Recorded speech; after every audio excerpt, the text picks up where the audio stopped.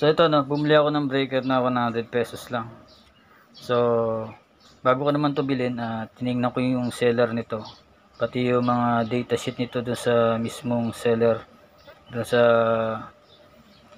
TikTok details niya no. So okay naman,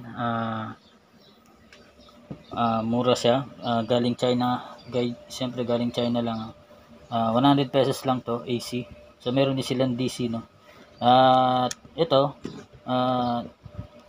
legit naman to, nakita ko yung pinaka data sheet nito. So merong power indicator yan pag ganyan naka off ay green, pero pag inon mo siya, so nagre-red yan no? So tripping okay din to, for short circuit tsaka overload, so nagtitrip yan. Then makikita mo namang original yan, mabigat siya din, may mga umaalog sa loob.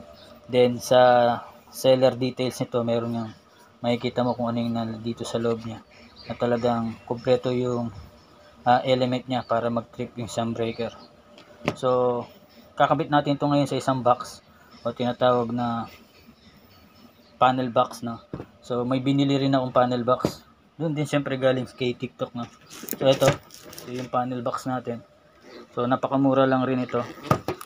Check nyo dyan sa Yellow Basket no. So ang binili ko is 5 to 8 na breaker no. So pag sinabing 5, so 5 ganito. So ito kasi equivalent to 1, 2, 3, 4. Kasi may mga setup na single line, lalo na kung sa mga lugar na merong neutral. So dito sa amin line to line yung kuryente, 110 110 no. Sa iba kasi yung province natin dito merong 220 at saka neutral. Yung 220 na kuryente, yun lang nilalagay ng breaker. Okay. So dito nilagay nga is 5 to 8. So ibig sabihin hanggang 5 hanggang 8 na pwedeng mailagay dito sa panel box. So sa atin 4 lang yan dahil pares-pares sa atin, 4 na ganyan. So buksan natin itong panel box para makita natin.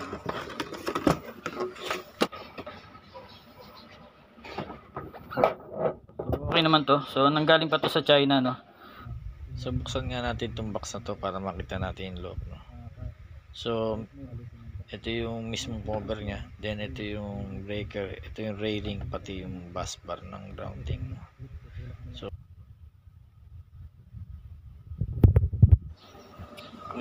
So nauusog yan, depende sa iyo no. So ikabit din natin itong isa.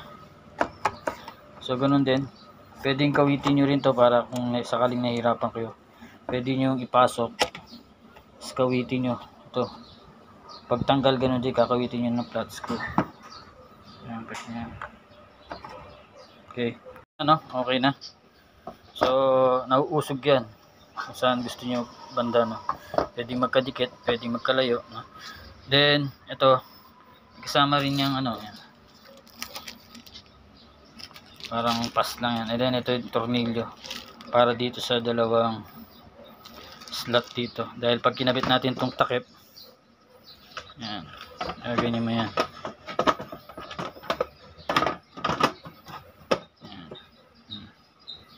Lalagay mo na itong tornilyo doon. So ilagay natin. Okay na no.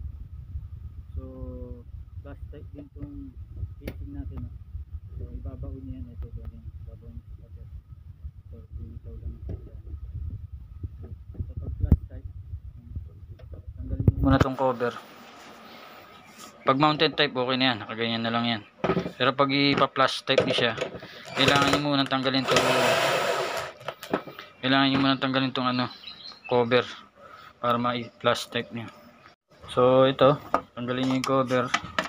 Then ito, ayan. Kung ano yung groove dito, hanggang doon niyo lang ibaon. So ito yung finish ng bato niyo. Kailangan nakalitaw to para may cover nyo to no, paglagay ng cover sa wall nyo yan.